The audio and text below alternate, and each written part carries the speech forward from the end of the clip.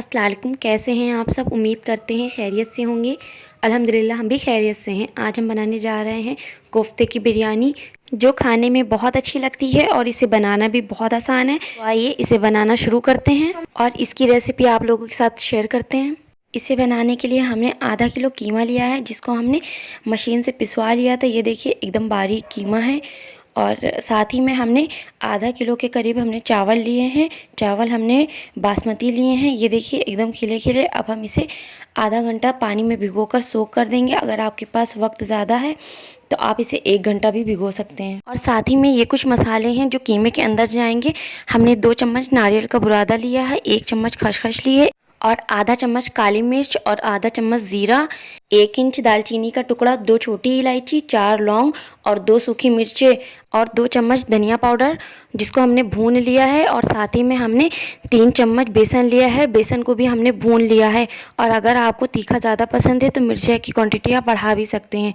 और साथ ही में हमने 2 आड़ी प्याज ली थी, जिसको हमने गोल्डन ब्राउन कर लिया है। अब हम आधी प्याज अलग कर लेंगे और आधी प्याज को हम पीस लेंगे और आधी प्याज हम ऐसे ऊपर से डालने के लिए रख लेंगे। बेसन और धनिया पाउडर छोड़ के हमने जितने भी सूखे खड़े मसाले दिखाए हैं वो और गोल्डन की हुई प्याज, इन सभी को हम एक साथ मिक्सर के जार में डालकर पेस्ट बना लेंगे। ये देखिए कुछ इस तरह।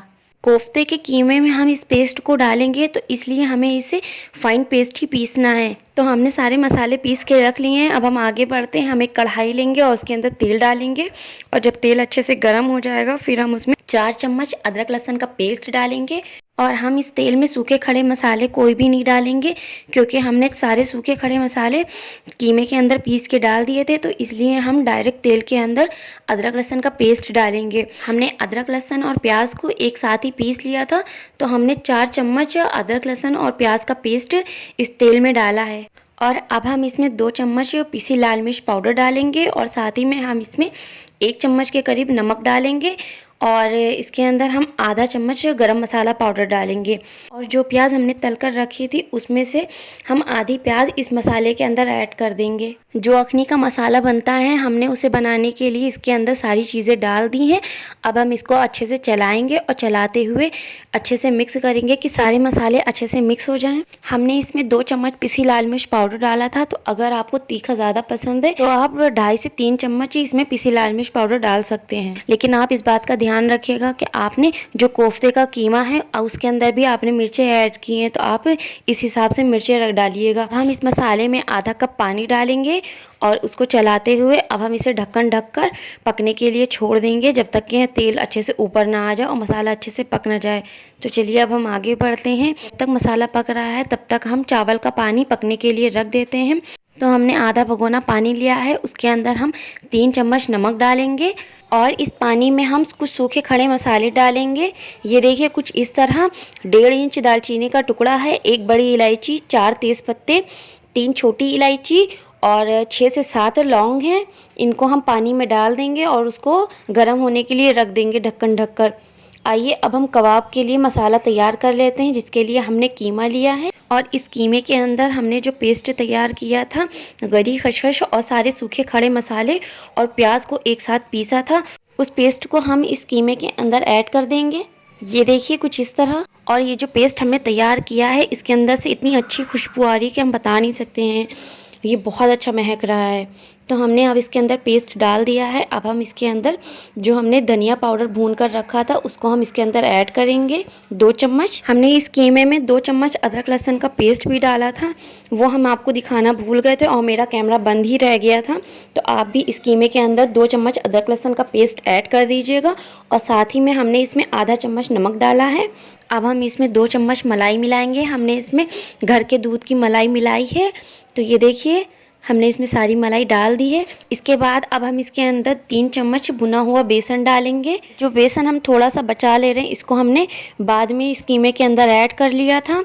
तो ये देखिए अब हमने बेसन डाल दिया है। अब हम इसको अच्छे से हाथों से मिक्स करेंगे और हमें इस तरह से इसको मिक्स करना है कि सारे कीमे के अंदर अच्छे से मसाला मिक्स हो जाए। तो ये देखिए हम कीमे के अंदर मसाला अच्छे से मिक्स कर रहे हैं, लेकिन हमको लग रहा है कि जो हमने मलाई डाली थी उससे थोड़ा सा जो कीमा है वो हल्का सा गीला हो गया है। तो हम इसके अंदर 3 चम्मच हमने बेसन और ऐड किया था और जो बेसन हमने कटोरी के अंदर रोका था उसको भी हमने इस कीमे के अंदर डाल दिया था। तो हमने इसके अंदर 6 चम्मच अब तक के बेसन ऐड कर दिया है। तो आप भी इसी तरह 6 चम्मच बेसन ऐड करिएगा तो आपके भी कबाब एकदम सॉफ्ट बनेंगे। तो ये देखिए अब हम इसको अच्छे से मिक्स करेंगे। हमारे हिसाब से तो इसमें नमक एकदम परफेक्ट था, लेकिन अगर आप नमक ज़्यादा खाते हैं तो आप अभी इसमें आधा चम्मच नमक डालिएगा और फिर आप एक कबाब तलकर टेस्ट कर लीजिएगा। अगर आपको नमक कम लगे तो आप इसमें नमक और ऐड कर सकते हैं, लेकिन इस बात का ध्यान रखिएगा कि आपको ये कबाब मसाले के अंदर डालने हैं, तो इसलिए कहीं कबाब में नमक तेज़ ना हो जाए। तो क्योंकि हमने मसाले के अंदर भी नमक डाला है तो कहीं कबाब और मसाला मिक्स होकर कबाब के अंदर नमक तेज़ ना हो जाए, तो इस बात का अच्छे से आप ध्यान रखिएगा। तो ये देखिए कीमे को भी हमने सारे मसालों के साथ अच्छे से मिक्स कर दिया है। अब हम इसको साइड में रखते हैं और उधर पानी भी पक गया है और उसमें उबाल आ गया है। तो आइए अब हम उसके अंदर चावल को ऐड करते हैं, जिसको हमने पहले ही आधे घंटा भिगो कर रखा हुआ था। तो ये देखिए हमने चावल पानी में डाल दिया है और अब हम इसे ढक्कन ढककर पकाएंगे। तो आइए जब तक चावल पक रहा है तब तक के हम मसाले को चेक करते हैं। तो ढक्कन हटाकर देखते हैं, ये देखिए मसाला अच्छे से भुन गया और तेल भी ऊपर आ गया है। अब हम इसको नीचे उतार कर साइड में रख देंगे। तो 5 मिनट हो चुके हैं। आइए चेक करते हैं कि चावल में उबाल आया है कि नहीं। ढक्कन हटाते हैं, ये देखिए चावल में उबाल आ रहा है। तो अब हम इसे हल्के हाथों से एक बार चम्मच से चलाएंगे ताकि सारे चावल ऊपर नीचे हो जाएं। और चलाने के बाद अब हम इसको ढक्कन ढककर पकने के लिए छोड़ देंगे, क्योंकि हमें इसे तब तक पकाना है जब तक कि चावल का 3 हिस्सा पक जाए और 1 हिस्सा बाकी रहे। हमें उस वक्त तक इस चावल को पकाना है। तो 15 मिनट हो चुके हैं चावल को रखे हुए ढककर। अब हम आइए ढक्कन हटाते हैं। तो ये देखिए चावल अच्छे से उबल रहे हैं। तो आइए इसे हम चलाकर देखते हैं। तो ये देखिए चावल अच्छे से पक रहे हैं और आइए सब हम चेक करते हैं हाथों से कि चावल सही से पके हैं कि नहीं। ये देखिए चावल टूट रहे हैं, इसका मतलब चावल 3 हिस्सा पक चुका है और ये देखिए और 1 हिस्सा बाकी है। तो अब हम इस स्टेज पर इसे छन्नी की मदद से चावल को छान लेंगे और अलग बर्तन में कर लेंगे। हम इसी तरह सारे चावलों को निकाल लेंगे। तो इस तरह करके अब हमने सारे चावलों को निकाल लिया है अलग बर्तन में। तो आइए अब हम कोफ्ते बनाने की तैयारी करते हैं, जिसके लिए हम एक कढ़ाई लेंगे और कढ़ाई को गर्म होने के लिए रख देंगे। जब कढ़ाई अच्छे से गर्म हो जाएगी फिर हम उसमें तेल डालेंगे। तेल को गर्म होने के लिए रख देंगे। जब तक इधर तेल गर्म हो रहा है तब तक के हम कीमे के कोफ्ते छोटे छोटे बनाकर तैयार कर लेते हैं। ये देखिए कुछ इस तरह हमने आधे कीमे के कोफ्ते बना लिए हैं। अब हम इसको एक एक करके तेल के अंदर डाल देंगे। तो ये देखिए हमने कबाब को तेल के अंदर अच्छे से बिछा दिया है। अब हम इनको पहले एक साइड से पका लेंगे। जब एक साइड से अच्छे से पक जाएंगे फिर हम इसे पलट कर दूसरी साइड से भी पका लेंगे। तो ये देखिए कबाब एक साइड से अच्छे से पक गए हैं। अब हम इसको आइए पलट कर दूसरी साइड से भी फ्राई कर लेते हैं। हम इन कबाब को स्लो फ्लेम पर ही कुक करेंगे, वरना ये कबाब जल जाएंगे और अंदर से अच्छे से पकेंगे नहीं। तो इसलिए हमने फ्लेम स्लो कर रखी है। ये देखिए अब कबाब अच्छे से फ्राई हो गए हैं। तो आइए अब हम इसे एक छन्ने से छान कर निकाल लेते हैं। तो ये देखिए कबाब कितने अच्छे से फ्राई हो गए हैं। हमें इन कबाबों को बहुत ज़्यादा फ्राई नहीं करना है, एकदम क्रिस्पी नहीं करना है। बस हमें इतना पकाना है कि ये कबाब अंदर से अच्छे से पक जाए, बस इतना ही हमें इसे फ्राई करना है। तो आइए जो बाकी के कबाब हमने बना के रखे हैं उसे भी हम फ्राई कर लेंगे स्लो फ्लेम पर। तो ये देखिए सारे कबाब अच्छे से फ्राई हो गए हैं। ये देखिए कुछ इस तरह ही हमें फ्राई करना है इन्हें। तो आइए सारे कबाब अच्छे से फ्राई हो गए हैं। अब हम आगे मसाले की तरफ चलते हैं। हमने जो अखनी का मसाला भूना था उसको हम गैस टॉप पर रखेंगे और उसको गर्म होने देंगे। जब वो मसाला गर्म हो जाएगा फिर हम उसके अंदर सारे कबाब जो हमने फ्राई करके रखे थे उसको हम मसाले के अंदर हल्के हाथों से डाल देंगे। जब सारे कबाब अच्छे से मसाले के अंदर बिछ जाएंगे फिर हम उसे बहुत हल्के हाथों से इसे चलाएंगे कि सारे कबाब के ऊपर मसाला अच्छे से लग जाए। तो इस वक्त आप अखनी में नमक चेक कर लीजिएगा। अगर आपको नमक कम लगे तो आप अपने टेस्ट के हिसाब से नमक इसमें और ऐड कर दीजिएगा। तो ये देखिए हमने हल्के हाथों से चलाते हुए कबाब के ऊपर सारा मसाला लगा दिया है। बस हम 5 मिनट और इसे पकाएंगे। तो 5 मिनट हो गए इसे पकते हुए। अब हम कढ़ाई नीचे उतार लेंगे और हमारी अखनी बिल्कुल तैयार है। अब हम वही बर्तन लेंगे जिसके अंदर हमने चावल को पकाया था। तो हमने ये देखिए चावल सारा जो साइडों में लगा था उसको हमने साफ़ कर लिया है। अब हम इस बर्तन में सबसे पहले घी डालेंगे और घी को अच्छे से फैला देंगे ताकि जो चावल है वो नीचे से जले नहीं। तो ये देखिए हमने भगोने में घी अच्छे से फैला दिया है। अब घी डालने के बाद अब हम इसके अंदर चावल डालेंगे। हम चावल को 3 लेयर में डालेंगे, तो इसलिए हम 1 हिस्सा डालेंगे और 2 हिस्से बाकी रखेंगे।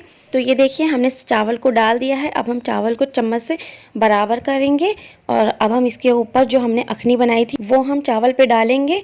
हमें चावल के ऊपर अखनी को फैलाते हुए डालना है और हम आधी डालेंगे और आधी दूसरी लेयर में डालेंगे, तो आप एक बारी में सारी ना डालिएगा। ये देखिए हमने चावल और अखनी की एक लेयर बना दी है। अब हम इसके ऊपर चावल फिर से डालेंगे और इसी प्रोसेस को दोहराते हुए हम इसी तरह दूसरी लेयर भी तैयार कर लेंगे। तो ये देखिए हमने दूसरी लेयर भी तैयार कर ली है। अब हम इसके ऊपर जो बचा हुआ चावल था वो सारा हम इसके ऊपर डाल देंगे।